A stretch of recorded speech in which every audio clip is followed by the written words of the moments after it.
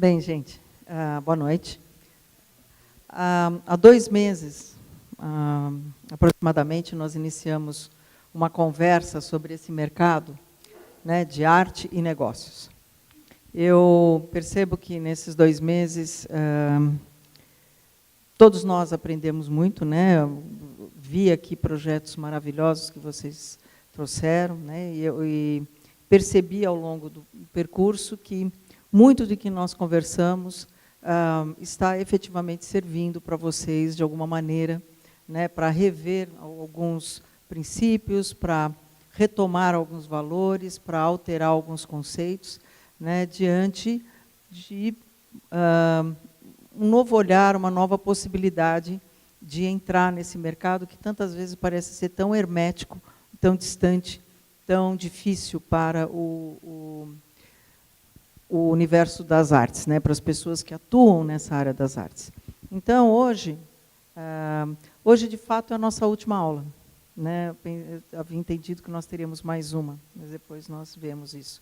Mas, então, como um assunto conclusivo, né, eu vou estar buscando alguns dos pontos mais importantes de tudo que nós conversamos ao longo desses 2 meses, né, e vocês, se quiserem fazer perguntas, fazer colocações, estão abertos, mas é bastante do panorama do que nós já conversamos, né?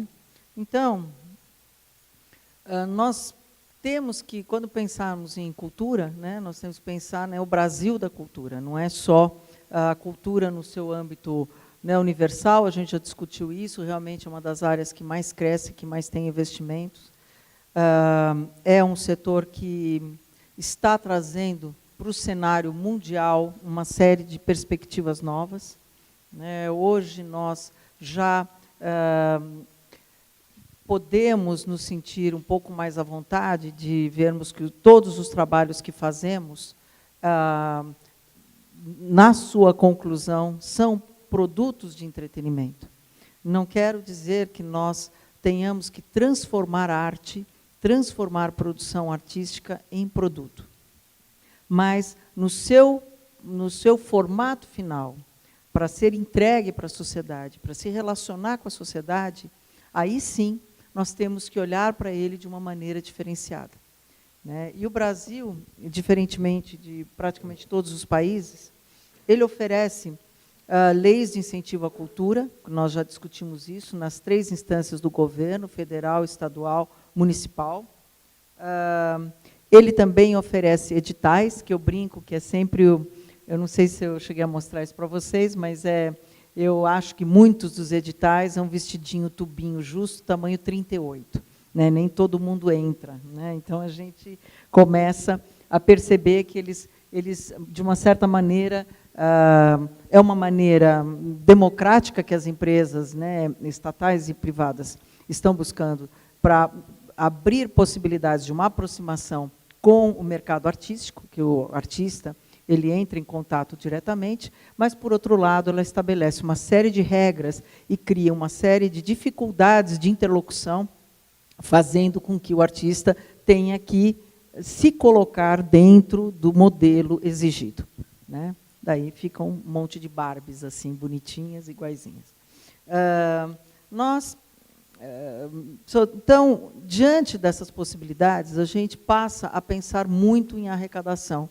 E citando, né, como eu já coloquei para vocês, o mercado da Receita Federal, no ano passado, ele arrecadou 1,29 trilhões, com a tendência de estar sempre crescendo nesses números, né? Ele teve um crescimento de 6,12. Vocês sabem que eu estimulo muito a formalidade. O segundo é que nós, efetivamente, precisamos nos colocar como um setor forte. Enquanto nós temos números de 3, 5 milhões de pessoas que atuam no mercado, sabendo que esse número é bastante maior, mas a informalidade não permite que nós tenhamos essa medida clara de quantas pessoas, quantos profissionais estão no mercado, nós também não existimos como setor, um setor forte da economia, que tem reivindicações, que tem posicionamento e que cria instituições fortes para poder responder às suas ansiedades. nós, de uma certa maneira, estamos, na grande maioria do setor, atuando de forma marginal, mesmo com leis de incentivo. Então, isso talvez seja um dos princípios mais importantes desse trabalho, é de nós passarmos a ver que, obviamente, não existe nenhum mortal no planeta que queira pagar tributos, né? Mas, principalmente num país em que o retorno desse tributo ainda é de forma tão pouco qualificada, né? Mas, por outro lado, nós não estamos aqui tratando de tributos, porque existem milhões de maneiras de vocês abrirem, tem a MEI, tem a microempresa, tem, né, o Simples, né? O governo, de uma certa maneira, está possibilitando isso, para que a gente possa atuar de uma maneira mais efetiva, mas, acima de tudo, por causa desse posicionamento. Nós somos profissionais, nós temos empresa, nós temos cartão, nós temos entendimento de como funciona esse mercado e nós podemos receber recursos a qualquer momento. E podemos atuar no mercado de maneira adulta e eficiente, né? Então, quando nós falamos que nós temos a arrecadação da pessoa jurídica 113 bilhões e da pessoa física de 74 bilhões, né, a jurídica decrescente e a física crescente, nós vemos que todas essas leis que são embasadas, né, nesse tipo de recurso, aonde nós estamos 100% olhando para as arrecadações de pessoa jurídica, né, nós temos aí uma perspectiva de redução. Então, nós precisamos também abrir um olhar de sustentabilidade. Nós não podemos apenas viver do tributo alheio. A gente precisa, né, criar maneiras de nós abrirmos frentes, de nós tornarmos os nossos projetos verdadeiros negócios. Não estou falando aqui negócio de alto lucro, negócio para que você fique um miliardário, né? Alguns ficam, mas não é esse o nosso objetivo, mas um negócio que ele cresça, que ele amplie, que ele se valorize, que ele traga novos valores, que ele crie outras relações com o mercado, né? A gente tem essa tendência de criar um projeto por dia, né? Essa é uma coisa muito brasileira, né? Criamos um projeto por dia, como eu brinco muito, né, que todo mundo fica sempre esperando a próxima música, o próximo CD do Milton Nascimento para né, gostar ou não gostar. Aquele primeiro disco que ele lançou lá, né, ou a Travessia, já bastaria para um grande, já é tão maravilhoso que não precisaríamos ter mais. Então, é nesse sentido. Nós, muitas vezes, até porque a lei, de uma certa maneira, nos educa a pensarmos de forma pontual. Uma lei que funciona anualmente faz com que a gente passe a pensar anualmente. Uma lei que discute projeto a projeto nos faz pensar que também nós temos que atuar projeto a projeto. E como o meio artístico do Brasil sempre esteve muito mais vinculado ao Estado do que aos mecanismos privados, ele passa a acreditar que é assim que as coisas funcionam. E não é, né? Os meios privados, eles buscam resultado e eles têm que ter uma movimentação permanente para existir. Os meios públicos, ele tem uma outra lógica. E nós, todos nós aqui, somos privados. Nós somos empresas privadas, não somos públicos. Isso eu sempre falo para vocês. Mas, gente, esse projeto de vocês, né, esse projeto de um ou de outro é maravilhoso. Né? Entrega para o secretário de Cultura, porque isso é projeto público, não é um projeto privado. Ou, pelo menos, apresente para ele conveniar com você. Né? Para fazer um trabalho conjunto. Mas esse nosso olhar de um Estado é muito interessante, porque o mercado da cultura ele age de forma pública, mas ele tem as necessidades do mecanismo privado. Então, isso também gera um tremendo mal-entendido de como nós temos que pensar cultura, de como nós temos que pensar, acima de tudo, a nossa atividade. Né? Eu talvez já tenha mencionado isso, que muitas vezes, quando você fala com um profissional desse setor, o que você faz, ele invariavelmente fala o projeto que ele atua. Porque muitas vezes até ele não tem a clareza de qual é a sua atuação, de qual é o seu expertise. Porque ele muitas vezes não consegue enxergar, porque ele passou a pensar projeto a projeto. Então, como eu sempre falei para vocês, nós não temos e não podemos vender projetos. Nós temos que vender a nossa capacidade de produzir projetos. Em primeiro lugar, como captadores de recurso, como produtores executivos. Nós temos que buscar esse mecanismo ou essa forma de apresentação para fazer com que vocês sejam perenes diante daquele investidor.